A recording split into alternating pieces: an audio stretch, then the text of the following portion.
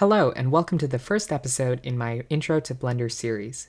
In this episode, we're going to be covering how to navigate the Blender workspace and also go over some basic transformations and translations within Blender.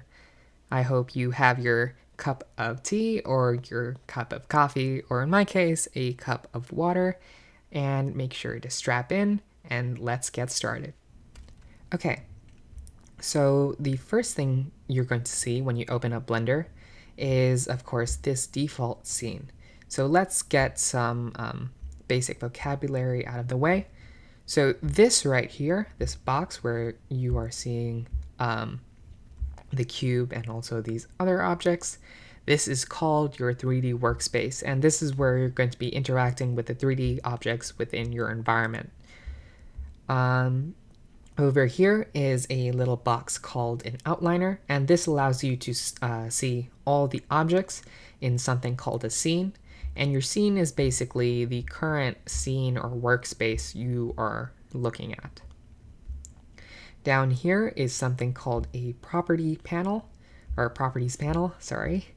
And this is basically where you can see the properties of the objects you are editing, or basically the basic Blender settings. You don't need to worry about either of these right now, just know that they are there. Okay, so some other things we can get out of the way. I'm going to turn on something called screencast keys. That way you can follow along and see everything that I am doing. Let's just turn it on. Right. Okay, so if you follow along here, you can see all the keys that I am pressing, and they will show up. So some basic things: if you type in T, or you press T, it will bring up something called a toolbar, or it will put it back.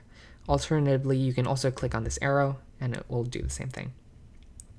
You can also click N, and that will bring up this other toolbar on the right, and that can also be put away with N.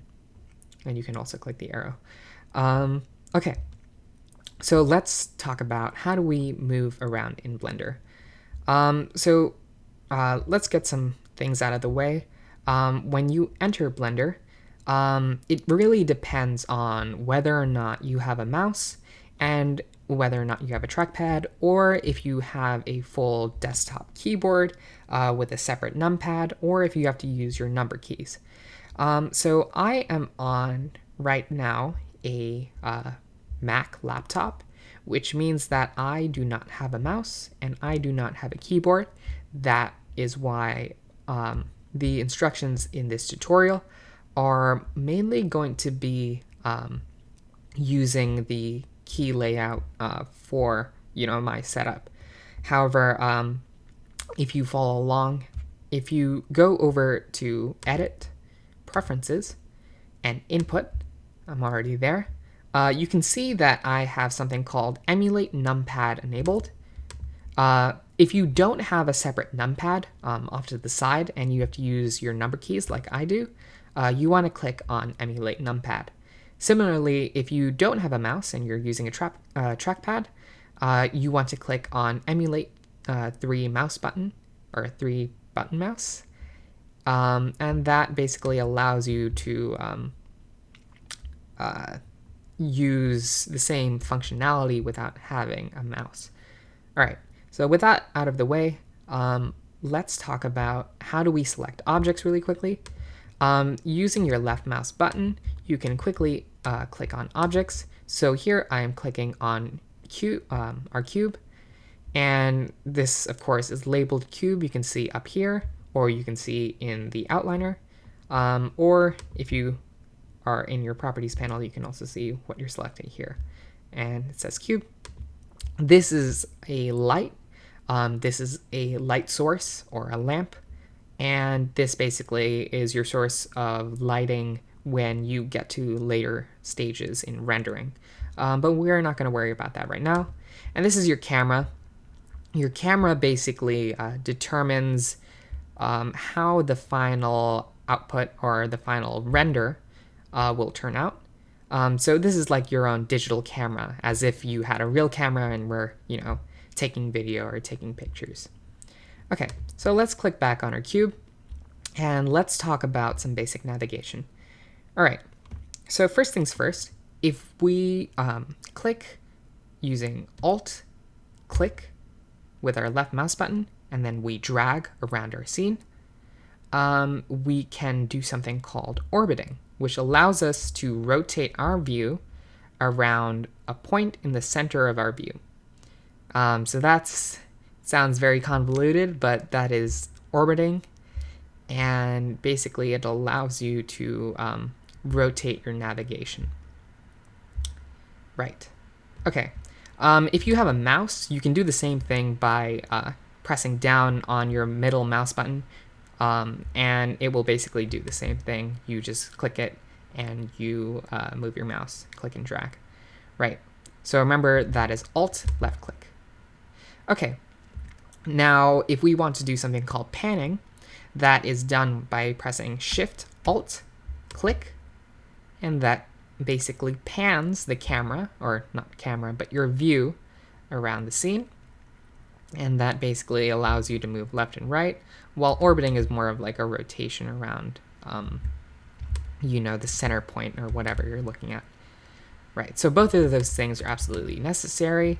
And the final thing for some basic navigation before we get into more complicated stuff is zooming, of course. And the way we're going to do that is there are several ways, of course. If you have a mouse, you can scroll in and out. If you don't have a mouse like I do, you can use plus or minus, and that basically allows you to zoom in and out. Or what you can do is hold Shift, and then, I meant Control, and then you can use your trackpad and just zoom in and out using Control trackpad, just dragging. Right, so that allows you to zoom. So just to recap, Alt-click allows you to orbit, Shift-Alt allows you to pan, and then using your trackpad and Control allows you to zoom, or you can use plus and minus. All different ways to do the same thing, and it really depends on your own workflow. I will use any of these techniques. It's more of like a convenience thing. Right. Okay, so now let's talk about some more complicated methods of navigation. All right, so this is where the numpad thing comes in handy. And if you don't have a numpad, and I don't have a numpad, you can use the number keys by using, again, going to Edit, Preferences, and then click on Emulate Numpad, and that will do the same thing. So if you type in 1, that brings you into something called front perspective. You can see right here it says front perspective. And now if you do 3, that brings you into right perspective. 7 brings you to top perspective. And these are basically giving you different views of your object in the scene. So again, that's 1 for front, 3 for right, and 7 for top. Now, if you wanted to, let's say, instead of going to the front, you want to do, let's say, the back, you can do Control 1. Oh, I forgot. Command 1 for me, because I am on a Mac. But it is Control 1 if you're on a PC, I'm pretty sure. But Control 1 brings you to the back, and 1 brings you to the front. So yeah, those are some basic things. Let's say I wanted to do left perspective instead. Again, it's Control 3, and then bottom would be Control 7. So all you really have to remember is like 1, 3, and 7, and those are your basic views. And then Control and then whatever number you type is basically the opposite view. All right, another thing I want to get out of the way is you see it says something called front perspective. If I use my Alt key and orbit around the scene, I'm in something called user perspective. So the difference between, actually, I'll show you the numpad first and like the hotkey. If you type in 5, that shifts your view into something called orthographic instead. Let's go back out and orbit. and I'll zoom in because I really want you to notice the difference between orthographic and perspective. So if I align my view like this, and let's say I toggle between perspective and orthographic, you're going to see very minute differences, but they're very important. Orthographic aligns everything with Blender's own units of measurement. So you can see very faintly there are grid lines, and the cube is aligned perfectly with them when you're in orthographic mode. But when you're in perspective mode, those lines seem to skew. And this, of course, makes sense because when we mean perspective, we're of course talking about perspective as if it had depth. And that is the main difference between orthographic and perspective. Orthographic is more of like a mathematical, virtual representation of an object, as if everything were, flat against the surface. Perspective is more how, human eyes work, and basically it has depth, so things that are farther away from your view are going to shrink into the distance. As you can see with those grid lines, they all shrink. If you've ever seen, train tracks, as they get farther away, or a tree very far from you, as you get further away, things of course get smaller, but that doesn't mean they're actually small, it's just your own perspective, and that's depth. Okay, so why does Blender have that? Why do we have orthographic and perspective, and what are some uses? The main use for orthographic, and the reason why you're going to stay inside orthographic view for most of the animation pipeline, is it's very useful for modeling, obviously. You can line up your objects against the grid, and everything is, an accurate representation. There's no distortion from depth, and instead you get a very accurate representation of how you are going to model your objects. So for modeling, or for texturing, or for basically most of the processes in Blender, even animating, you're going to want to stay in orthographic mode. So why do we have perspective? Well, that brings me to our next point. If we type in 0 now on the numpad, that brings us to camera perspective. And it's very interesting to note perspective for our camera.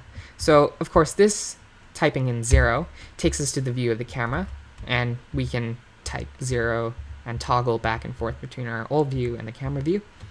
And that's, of course, very useful. The camera, of course, is how the final image or animation will be rendered out into a video. And, of course, it's in perspective mode, which means it has depth. And that's the real use of user perspective, is it gives you a more... it gives you a representation of how it will look in your final render. That's, of course, if you are rendering out in perspective, which most of the time you're going to be. That's not to say that you can't render out into orthographic. It's entirely possible. You just have to change a few settings. Right, but that's the difference between orthographic and perspective.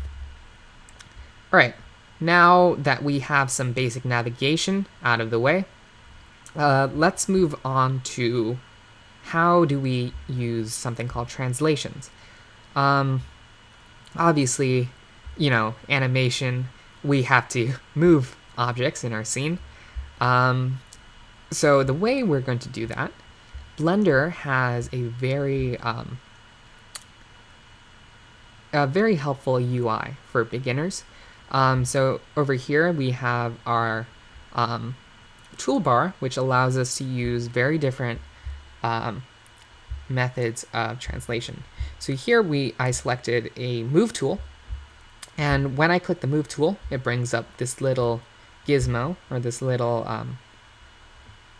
arrows and stuff that allow you to move your object. You can see they're color coordinated, and they're all at perpendicular angles. And the reason for that, I'm going to now direct your attention to the top right of the screen. Right here is your axis for your world scene. So kind of like a 2D graph or a grid, Blender has a very similar method of measurement. Um, so in this case, we're looking at our red line. That is our x. So like an x coordinate, and then our y line is like a y coordinate, and our z line or our z line is our up and down. This is for more of a depth. So basically what you're going to get is x is left and right, y is front and back, and z is up and down. All right, so I just moved my cube around a lot, and I want to get it back to where it was. So obviously, Control Z works in Blender, obviously. I'm using a Mac, so it'll show up as OS key, but I'm basically doing the same thing as Control Z. And let's say you want to redo. This is pretty important. All you have to do is do Control Shift Z, and that redos all your actions. But I want to do Control Z and get back to where I was. Okay, so now moving.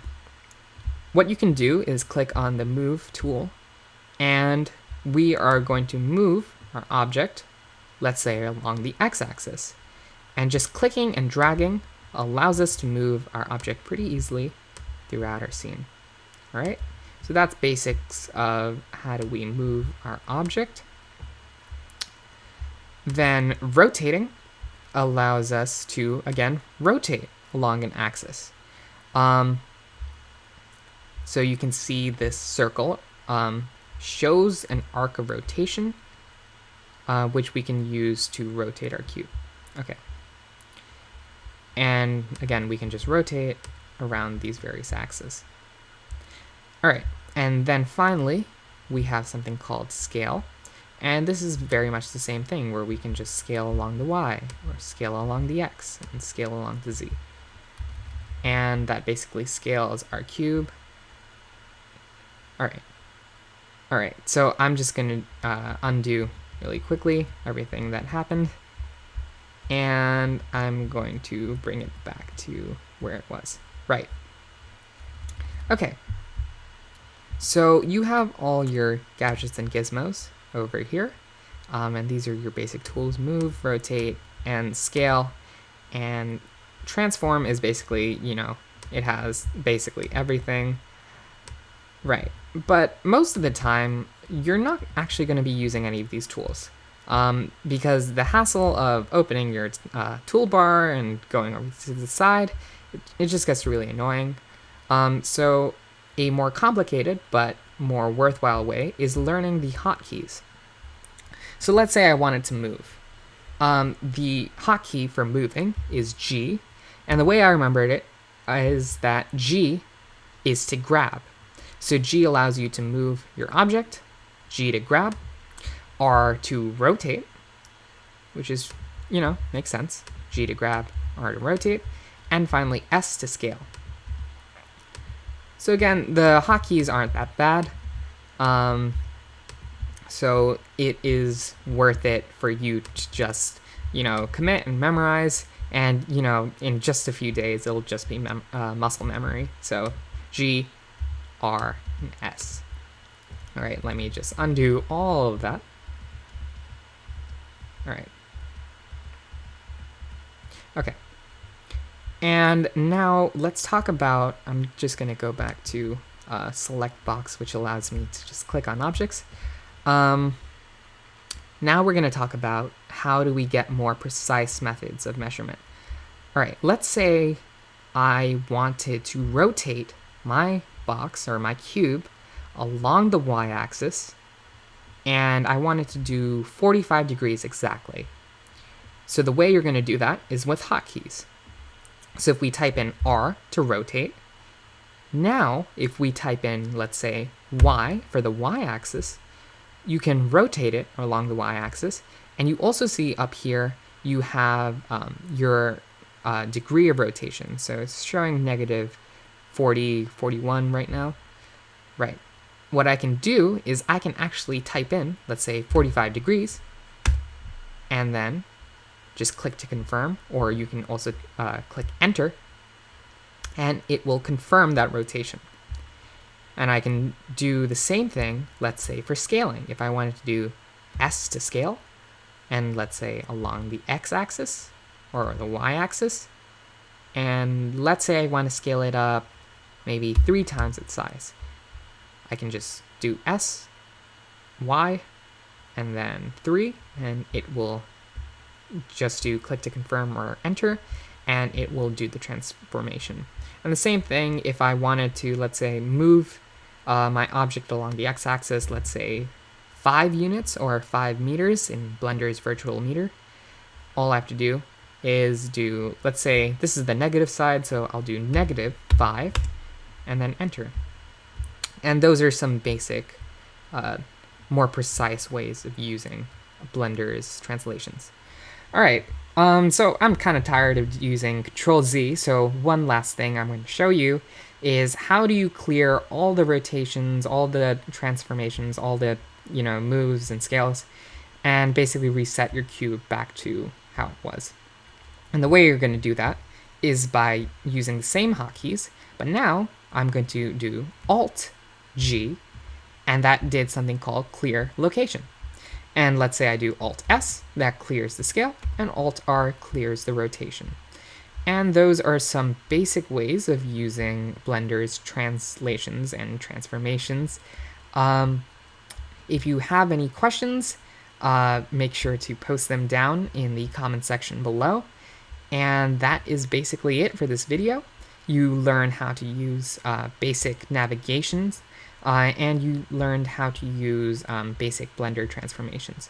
So if you have any questions, post them down below. I hope you're going to subscribe and also leave a like and click notify for future videos and future content. All right, that's it for today. Thank you for watching. Bye.